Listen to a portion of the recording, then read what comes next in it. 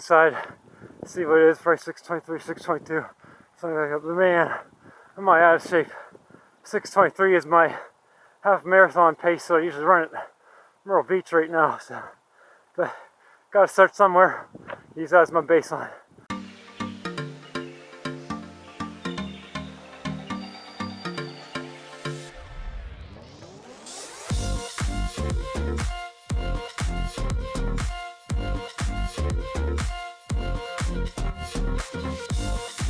What's going on, everybody? Welcome back to volume 2 of triathlon training. So in this video I'm going to go over my background, what are my qualifications to teach you about triathlon training, also what did I do this week, what was my workout of the week, and then we are going to add a question of the week here for the first time. So stick around, here we go.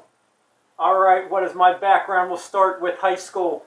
Grew up in Johnstown, PA, went to Westmont Hilltop. I was a track star there, also ran cross country, but in track we specialized in the 4x100, won districts and went to states at Shippensburg. Moving on to college, I went to Pitt Johnstown. Unfortunately didn't have a track team, so I played rugby and then I snow skied, so I raced slalom and giant slalom against other colleges for several years there in college. Then, hey, graduated college, loved to compete. That's whenever I got into triathlon. I hired Boulder Coaching out of Boulder, Colorado, and thank you Simon Lessing and Darren Duruck. So Simon's arguably one of the best Olympic distance triathletes of all time. If you want to look him up, he actually came to my house, did a training camp. So I was under coaching for them for several years. Then I was very impressed with Chad Holderbaum. He was average Joe like me, became a pro, kicked some butt, so I hired Coach Chad, and then he ended up going on to Dorada training, I believe at Austin, Texas now.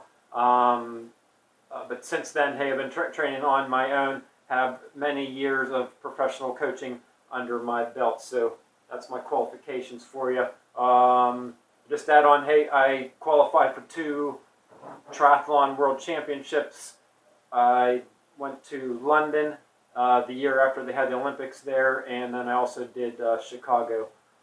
Really haven't tried. I tried qualifying once out of Cleveland many years ago. Really haven't tried qualifying since then. I'm waiting for a good destination because I like to make a family vacation out of it. So whenever the World Championships are in an affordable, good location, then I'll try to qualify again. I also did a couple Ironmans. I'm not in the Ironman business. I just don't have the body type with my high sweat rate. Maybe someday I'll get back into it. Maybe not. So all into sprint triathlon this year.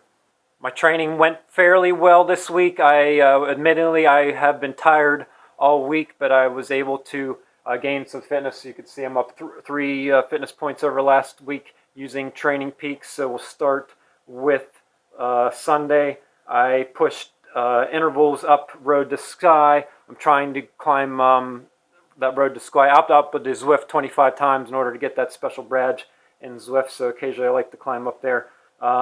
Monday, Tuesday, Wednesday, Thursday, 4 swims in a row at my lunch break, so pretty impressed with that. On Friday, which was yesterday, I had a pretty good run on the treadmill, did 2 miles of tempo, and then quality of life during my work break, or lunch break at work, I went outside and just did an easy shakeout run across the Harvey Taylor Bridge and back, so I'll have that clip of that running on the screen there for you.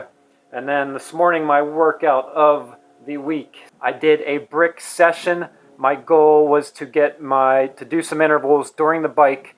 That way I'm simulating some fatigue whenever I get onto the run. So I wanted to shoot for my best 5-minute power of the year, which was 240 watts. I was easily able to obtain that. Then I was pretty aggressive. Also wanted to get my best 5K run of the year. Admittedly, hey, I'm out of shape. I was on my deathbed a couple weeks. So I actually tied my 5K best of this year, which was like 6:23 pace.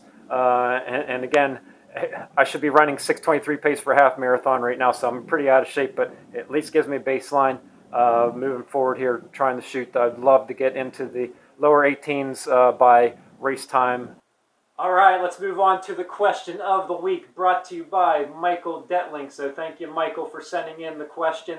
His question is, what do you think about the Nike Invincible 3? Have you purchased it yet? What are your thoughts? So I'm going to take you over to my running shoe rotation here and let you know what I think about that one. Great question.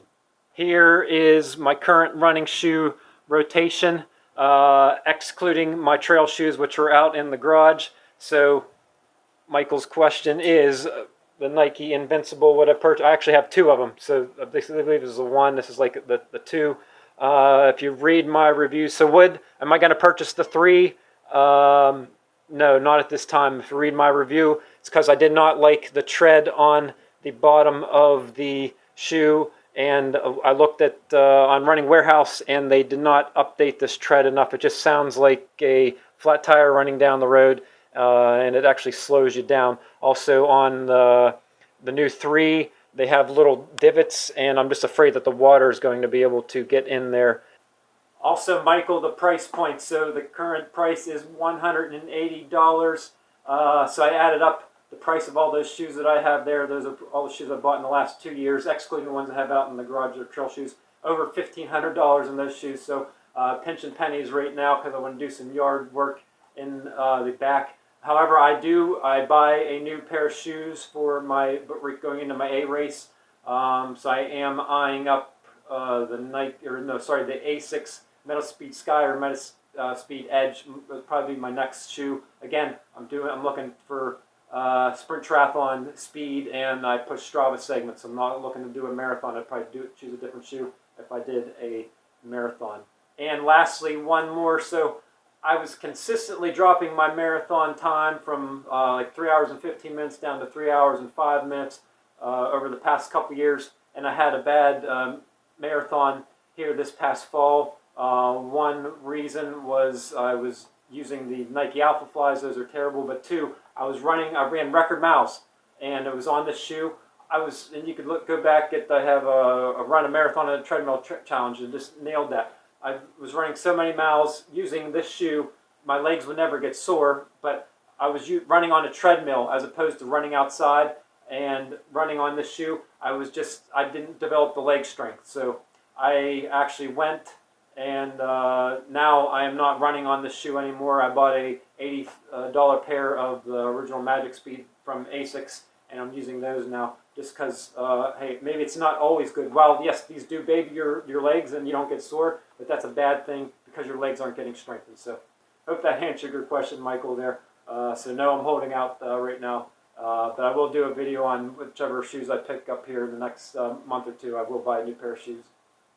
All right, I hope you enjoyed the video. I'll try to continue to improve the quality here each week. So if you want to send me in a question you want me to answer for next week, feel free to comment down below here, and I'll answer your questions. So, all right, have a good one. Hope your training's going well. See you next week.